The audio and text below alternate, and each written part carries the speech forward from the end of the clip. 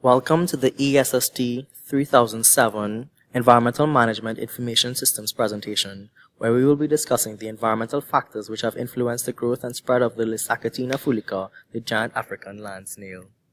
The group members, Stefan Gani, Theron Brereton, and Robert Kanhai.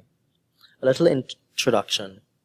The justification for this study is due to the increased risk of susceptibility of contracting eosinophilic meningitis due to the rat lungworm Angiostrongylus cantonensis, a parasite. If this parasite is ingested, either through the ingestion of the snails or if it is included in the slime on which the snail secreted onto crops and persons ingest this, we can develop symptoms such as fever, severe headache, stiff neck, nausea, vomiting, fatigue, and sensitivity to light. This snail is one of the world's top 100 worst invasive alien species. It's found along the equatorial band across the globe, is approximately 20 centimeters long and approximately 12 centimeters in diameter. It eats over 500 types of plants and fruit, including the exterior of buildings. So you're probably wondering, why the exterior of buildings? How can a snail possibly do that? You see, if the soil is deficient of calcium carbonate, which is required for the snail to shell, if it's deficient, then it's going to look for a source, and what better source is that than cement? So it's going to literally eat the outside of your buildings. It also has a lifespan of approximately 3 to 5 years. System overview. This system would provide users with direct access to information on environmental factors and their effect on the giant African land snails. This system would also allow users to see specific zones of the giant African land snails in response to those specific environmental factors. System importance. This system would be useful as it serves a significant level of importance to farmers, residents, research students who may want to further the study, environmental bodies, as well as investors. Data presentation. This system shows all the information of the Miami-Dade County area through the representation of maps, charts, graphs, tables, forms for accepting data, as well as reports. Improvements. Expanding the research area for which the data is collected and presented, improving security by connection of database and email so users can have access to their personal information, as well as improving security concerns with the inclusion of security questions which can aid in obtaining forgotten data, example, the login ID and user password. Creation of a web interface for persons around the globe to successfully connect to this database as well. We will now take you through our Access database.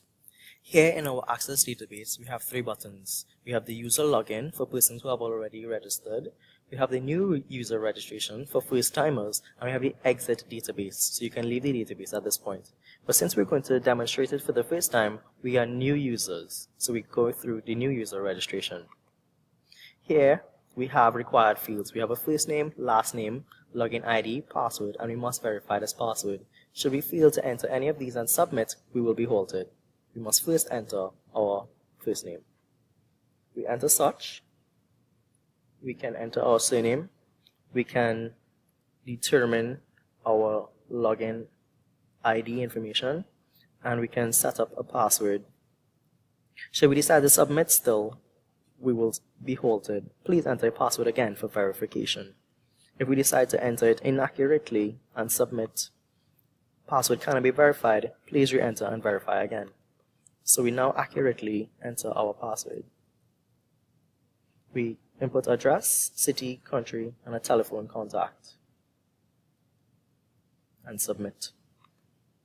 We must then re-enter our login ID within the login users form. We input in our login ID together with our password and click OK. We enter into the environmental factors menu. Here we see a variety of environmental factors. These include internal drainage, land use, pH, principal cover crop, relief, soil type, surface runoff, and following which we have the executive summary, which encapsulates all of the reports in one. So if we were to randomly choose one, for example, the land use report, we're taken to this report. So it shows here the variety of ways in which the land was used and the associated areas in which it was found. And it gives us a percentage. So we can see here the most prevalent one being subtropical fruits and vegetables, covering an area of 53,174,304 kilometers of a total of 97,389,282. And that covered 54.6%. Now this was present in 25 buffers of the 31 buffers which we used. This can be seen graphically in our pie chart. So we see here for easy representation, the subtropical fruits and vegetables 54.6, followed by pasture crops of 12.02 and pasture crops and building sites of 8.07. Using ArcGIS, we were able to draw up a map which highlights the 31 different cores along with its associated 1 kilometer buffer areas. And from there, we were able to extract the data as shown within the table higher up. We then return to the environmental factors menu.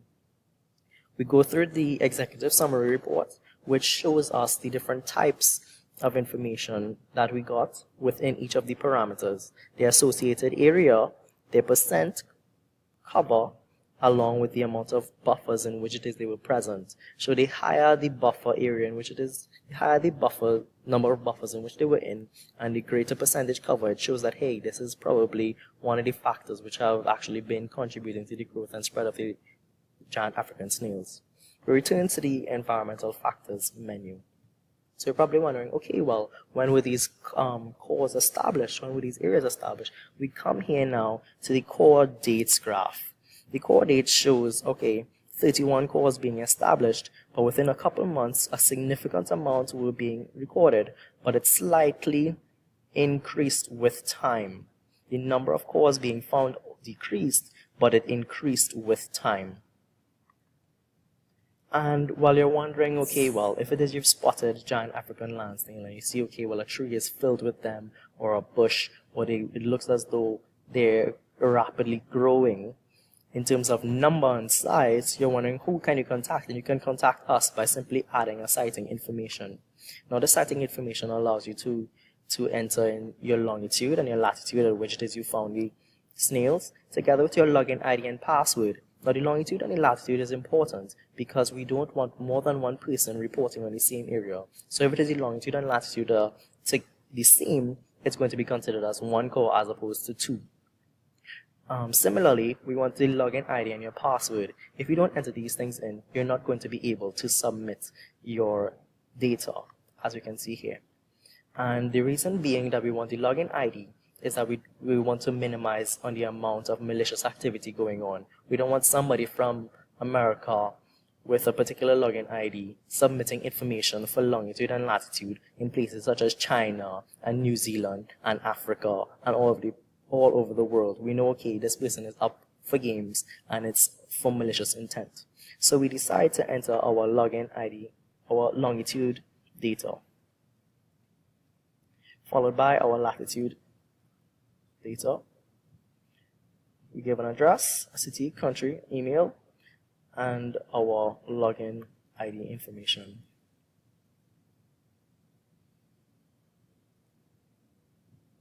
And we submit. It takes us here now to a form. It takes us now to a report which shows the sighting submitted. Thank you for submitting the sighting information. What action would you like to do? We can either return to the environmental factors menu or we can exit the database. We have chosen to exit the database. This now takes us to the end of our presentation. On behalf of our group, we would like to thank you and we hope that you enjoyed our video.